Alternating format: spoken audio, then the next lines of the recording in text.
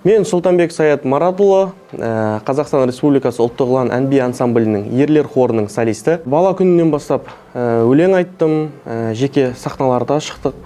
12 жасымда даусым мутацияға түскен соң әнді мүлдем қойып кеттім. 12 жасымда республикалық әнші балапан ән-би байқауында бірінші орын алып, бала күнгі карьерам десем болады, сонымен аяқталды. 9 сыныптан соң колледжге түсу керек болды. Көптеген достарымыз заңгер немесе программист мамандықтарын таңдағанда мен көптің бірі болғым келген жоқ.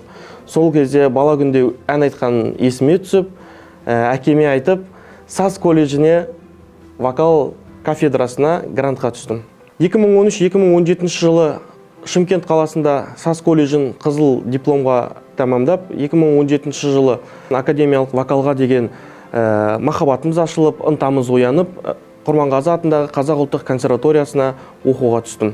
Және 2021 жылы консерваторияны қызыл дипломмен тәмамдадым. Енді өмірімнің келесі кезеңі үйлену жоспары басталды. 2021 жылы бір қызға ғашық болып, қалай да болса үйленуге мақсат қойдым. Бірақ бір кедергі болды, ол қыз Қазақ ұлттық өнер университетінің бірінші курсын енді тәмамдаған болатын.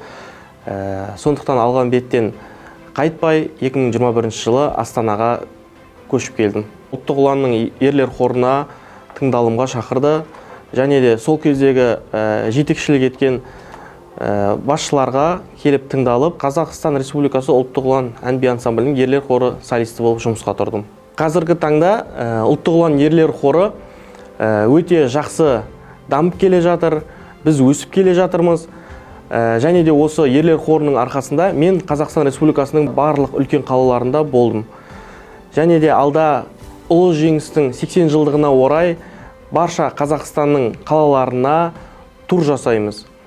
Бізді қолдаңыздар, бізбен бірге болыңыздар. Барлығы жақсы болады.